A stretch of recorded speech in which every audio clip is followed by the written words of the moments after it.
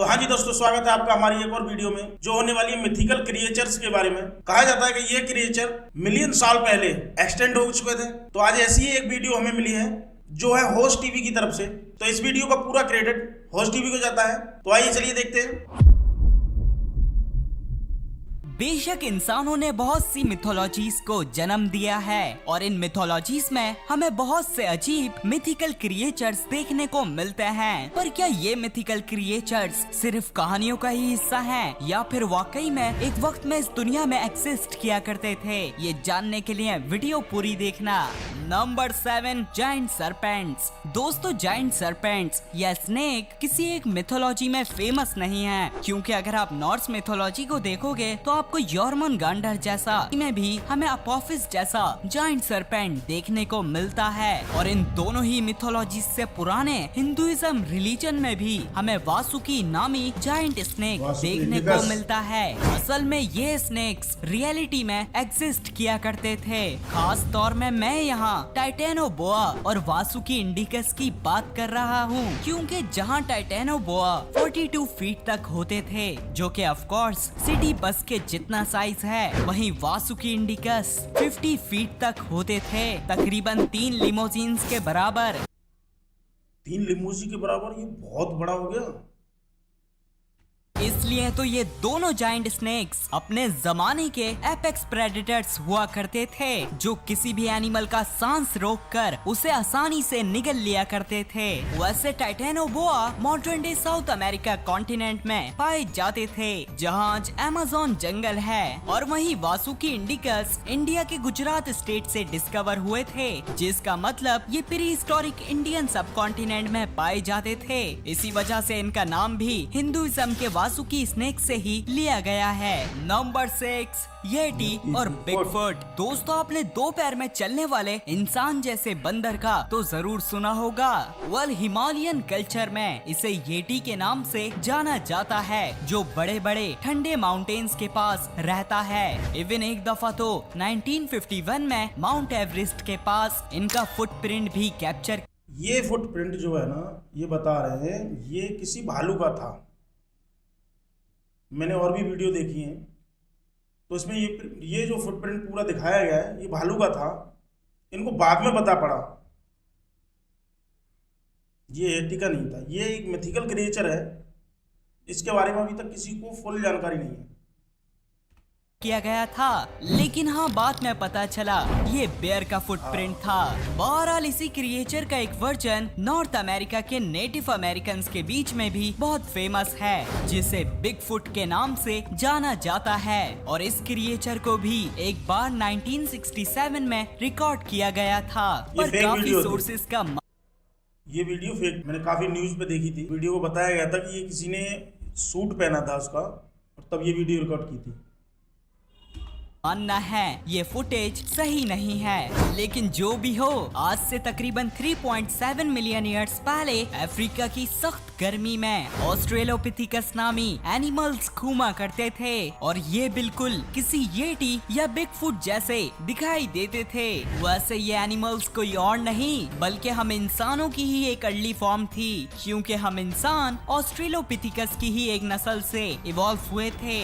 Australopithecus के दिमाग का साइज मॉडर्न डे ह्यूमंस से 3 गुना छोटा होता था, इसलिए ना इनमें बोलने की एबिलिटी थी और ना ही टूल्स बनाने की एबिलिटी। Number 5, unicorn. दोस्तों, यूनिकॉर्न जैसे क्रिएचर का सबसे पहला एविडेंस कहीं और से नहीं बल्कि पाकिस्तान और इंडिया की फेमस इंडस वैली सिविलाइजेशन की सील्स से मिलता है। और काफी लोग मानते हैं ये बस एक मिथोलॉजिकल क्रिएचर हैं, लेकिन दोस्तों इनके जैसा एक एनिमल इस दुनिया में जरूर आया था, क्योंकि आज से 40,000 साल पहले आइस एज के ठंडे तरीन दौर में इलास्मोथेरियम नामी जायंट हॉर्न वाले राइनोस इस दुनिया में घूमा करते थे। और आपकी इंफॉर्मेशन के लिए राइनोसेरस के क्लोजेस्ट रिलेटिव्स हॉर्स ही होते हैं। अगर इलास्मोथेरियम के हॉर्न के साइज को कंपेयर किया जाए तो ये एक इंसान के बराबर होता था। यार, इतना लंबा इसका हॉर्न! एक इंसान की हाइट जो होती है मैक्सिमम 5 फीट, बहुत लंबा हो गया यार। और यही वजह है कि इनके पास इस दुनिया का लार्जेस्ट हॉन्ट एनिमल होने का रिकॉर्ड है। बहरहाल क्लाइमेट चेंज और मॉडर्न ह्यूमंस के आने की वजह से ये इस दुनिया से एक्सटिंक्ट हो गए थे। नंबर 4, कथुलू। दोस्तों, कथुलू बेशक एक मॉडर्न मिथोलॉजिकल क्रिएचर है जिसे दी कॉल ऑफ कथुलू नामी फिक्शनल शॉर्ट स्टोरी में पहली बार 1928 में इंट्रोड्यूस किया गया था। इसमें कथुलू को खौफनाक सा दिखने वाला एक ऑक्टोपस जैसा जाइंट मॉन्स्टर बताया गया है और ये अजीब क्रिएचर समंदर की गहराइयों में रहना पसंद करता है। और अगर आप क्रेटेशियस पीरियड यानी डायनासोर्स के जमाने में जाओगे तो आपको वाकई में कथुलू जैसे दिखने वाले खौफनाक जाइंट सेफलोपॉड्स जरूर समंदर की गहराइयों में देखने को मिलते, जिसकी सबसे बड़ी मिसाल टूसोटूथस है। ये एनिमल्स 40 फीट तक लंबे हुआ करते थे और अगर ये साइज कंपेयर किया जाए तो 2 जिराफ के जितना है। इसी वजह से टूसोटूथस आराम से मोसासॉर्स का भी शिकार किया करते थे। वेल, माना जाता है ये 66 मिलियन ईयर्स पहले होने वाले एस्ट्रॉइड के इम्पैक्ट से एक्सटिंक्ट हो गए थे। Number 3, dragons. ड्रैगन्स को तो आपने लाजमी किसी मूवी या सीरीज वगैरह में देखा होगा। आमतौर में इन्हें ईस्टर्न कल्चर्स में बिना विंग्स के डिपिक्ट किया जाता है और वहीं वेस्टर्न कल्चर्स में इन्हें विंग्स के साथ दिखाया जाता है। वेल, माना जाता है ड्रैगन्स का कॉन्सेप्ट डायनासोर्स से आया है, क्योंकि पुराने जमाने में भी लोगों को डायनासोर्स के फॉसिल्स मिला करते थे और ये उन फॉसिल्स को देखकर लोगों ने ड्रैगन्स जैसे मिथिकल क्रिएचर्स को इमेजिन कर लिया। लेकिन हाँ, इसका मतलब ड्रैगन जो है वो इमेजिनरी एनिमल है। वैसे इसको चाइना में माना जाता है, काफ़ी हद तक माना जाता है इसे, और शायद वहाँ पर पूजा भी जाता है इसे। जैसे हमारे यहाँ भगवानों को पूजा जाता है, वहाँ पे ड्रैगन को पूजा जाता है। तो इसकी कभी 66 मिलियन ईयर्स पहले ड्रैगन्स को इमेजिन करने की जरूरत नहीं थी, क्योंकि उस दौरान क्वेटल्सकोआटल्स नामी इस दुनिया में इवॉल्व होने वाला सबसे बड़ा उड़ने वाला क्रिएचर किसी ड्रैगन से कम नहीं दिखाई देता था। और कंपैरिजन के लिए सिर्फ इनकी चोंच का ही साइज 2 इंसानों के जितना। ये तो हद है। इसकी चोंच का जो साइज है वो 2 इंसानों के बराबर, तो इसका साइज किसके बराबर होगा फिर भाई? था, इसलिए तो ये आसानी से मरे हुए डायनासोर्स और इनके बच्चों को खा लिया करते थे। वैसे क्वेटल्सकोआटल्स उड़ने वाली रेप्टाइल्स के ग्रुप टेरोसॉर्स को बिलोंग करते हैं और ये रेप्टाइल्स का ग्रुप क्रेटेशियस एक्सटिंक्शन में एक्सटिंक्ट हो गया था। नंबर 2, डॉर्फ्स। वेल, डॉर्फ्स को तो हम लोग सब बचपन से ही कार्टून्स और मूवीज में देखते आ रहे हैं। असल में डॉर्फ्स कोई नई चीज नहीं है, बल्कि इनका जिक्र तो 1300 साल पुरानी नॉर्स मिथोलॉजी से ही चलता आ रहा है। खैर दोस्तों, आज से 50,000 साल पहले डॉर्फ सिर्फ कहानियों में नहीं बल्कि वाकई में इस दुनिया में घूमा करते थे। यहाँ मैं बात कर रहा हूँ इंसानों की सबसे छोटी नस्ल होमो फ्लोरिसिएंसिस की। इनका और मॉडर्न डे ह्यूमन का साइज कंपैरिजन तो आप देख ही सकते हो, इसलिए पॉसिबल है कि इन्हें अपने टाइम में कोमोडो ड्रैगन जैसे एनिमल्स से काफी मुश्किलात का सामना करना पड़ता होगा।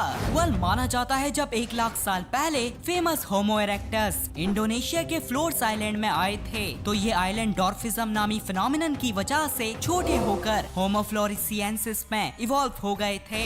नंबर 1, लॉक नेस मॉन्स्टर। दोस्तों, तकरीबन 1500 सालों से स्कॉटलैंड के लॉक नेस नामी लेक में लोग एक मॉन्स्टर को देखने का दावा करते आ रहे हैं। लोग बताते हैं कि इस मॉन्स्टर की लंबी गर्दन है और ये किसी डायनासोर की तरह दिखाई देता है। वेल, काफी रिसर्च करने के बाद आज तक ऐसा कोई जिंदा मॉन्स्टर तो डिस्कवर नहीं हुआ है और एक्सपर्ट्स का मानना है ये सिर्फ एक मिथिकल क्रिएचर ही है। लेकिन अजीब बात है, आज से 66 मिलियन ईयर्स पहले इस मॉन्स्टर जैसा क्या, बल्कि ये मॉन्स्टर रियलिटी में समंदरों में घूमा करता था, जिसे हम प्लीसियोसॉर्स के नाम से जानते हैं। माना जाता है ये साइज में 3 SUV कार्स के बराबर हुआ करते थे और ये साइज तो मिथिकल लॉक नेस मॉन्स्टर से भी बड़ा है। खैर दोस्तों, प्लीसियोसॉर्स ने इस दुनिया में 150 मिलियन ईयर्स तक राज किया था।